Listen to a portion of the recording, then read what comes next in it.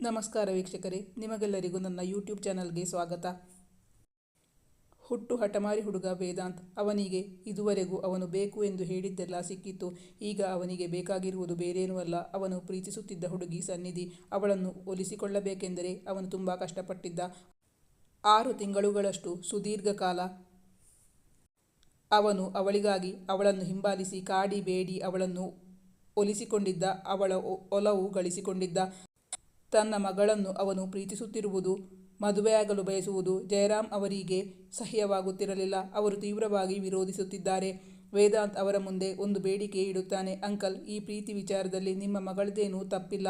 ತಪ್ಪೆಲ್ಲ ನನ್ನದೇ. ಒಂದು ವೇಳೆ ನೀವು ಕೋಪಿಸ್ಕೊಂಡು ಏನಾದರೂ ಪನಿಷ್ಮೆಂಟ್ ಕೊಡೋ ಹಾಗಿದ್ರೆ ಅದು ನನಗೆ ಕೊಡಬೇಕು, ಸನ್ನಿಧಿಗೆ ಅಲ್ಲ. ದಯವಿಟ್ಟು ಅವಳನ್ನು ಕಾಲೇಜ್ಗೆ ಕಳುಹಿಸಿ. ಅವಳ ವಿದ್ಯಾಭ್ಯಾಸವನ್ನು ಹಾಳು ಮಾಡಬೇಡಿ ಅಂಕಲ್. ಅವಳು ಕಾಲೇಜ್ಗೆ ಬಂದು ಹೋಗೋಕೆ ನಾನು ಯಾವುದೇ ರೀತಿ ಅಡ್ಡಿ ಮಾಡಲ್ಲ ಅಂಕಲ್. ನಾನು ಆಗ ಕಾಲ್ ಮಾಡಿದಾಗ ಅವಳು ತುಂಬ ಅಳ್ತಾ ಇದ್ಲು ಅಂಕಲ್. ನಮ್ಮ ಅಮ್ಮ ಕೂಡ ಹಳೆಯ ಘಟನೆಯೊಂದನ್ನು ಹೇಳಿ, ಸನ್ನಿಧಿ ಈಗ ಹೇಗಿದ್ದಾಳೋ ಗೊತ್ತಿಲ್ಲ. ಅವರ ಮನೆಗೆ ಹೋದ ತಕ್ಷಣ ಅವಳ ಆರೋಗ್ಯ ಕ್ಷೇಮ ಸಮಾಚಾರ ವಿಚಾರಿಸು.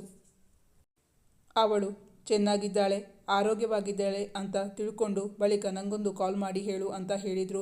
ಇವತ್ತು ವಿಷಯ ಗೊತ್ತಾದ ಬಳಿಕ ನಮ್ಮಮ್ಮ ಅನ್ನ ಆಹಾರ ಬಿಟ್ಟು ಕೂತ್ಕೊಂಡ್ಬಿಟ್ಟಿದ್ದಾರೆ. ತುಂಬ ಟೆನ್ಷನ್ನಲ್ಲಿದ್ದಾರೆ. ಒಂದೇ ಒಂದ್ಸಲ ನಾನು ಸನ್ನಿಧಿನ ನೋಡಲೇಬೇಕು ಅಂಕಲ್. ಅವಳ ಹತ್ತಿರ ಮಾತಾಡಲೇಬೇಕು. ಅವಳು ಕ್ಷೇಮವಾಗಿದ್ದಾಳೆ ಅಂತ ತಿಳ್ಕೋಬೇಕು. ಆಗಲೇ ನನ್ನ ಮನಸ್ಸಿಗೆ ಸಮಾಧಾನ ಆಗೋದು. ನನ್ನ ಮನಸ್ಸಿಗೆ ಮಾತ್ರ ಅಲ್ಲ ಅಂಕಲ್, ನಮ್ಮ ಅಮ್ಮಂಗೂ ಈ ವಿಷಯ ತಿಳಿಸಬೇಕು. ಅವರು ನೆಮ್ಮದಿಯಾಗಿರ್ತಾರೆ. ಪ್ಲೀಸ್ ಅಂಕಲ್, ಇಲ್ಲ ಅಂತ ಹೇಳಬೇಡಿ ಎಂದು ಅಂಗಲಾಚಿ ಬೇಡಿಕೊಳ್ಳುತ್ತಿದ್ದಾನೆ ವೇದಾಂತ್. ಯಾವುದೇ ಕಾರಣಕ್ಕೂ ಮಗಳು ಮತ್ತು ವೇದಾಂತ್ ಪರಸ್ಪರ ಮಾತಾಡುವುದೇ ಇಷ್ಟವಿಲ್ಲದ ಜಯರಾಮ್ ಅವರು ಇದಕ್ಕೆ ಒಪ್ಪಿಗೆ ಕೊಡುವರೇ? ಹಠಮಾರಿ ಹುಡುಗ ತನ್ನ ಪ್ರೀತಿಯಿಂದ ಹುಡುಗಿಯನ್ನು ಒಲಿಸಿಕೊಂಡಿದ್ದಾನೆ. ಈಗ ಅವಳ ತಂದೆಯನ್ನು ಒಲಿಸಿಕೊಳ್ಳುತ್ತಾನಾ?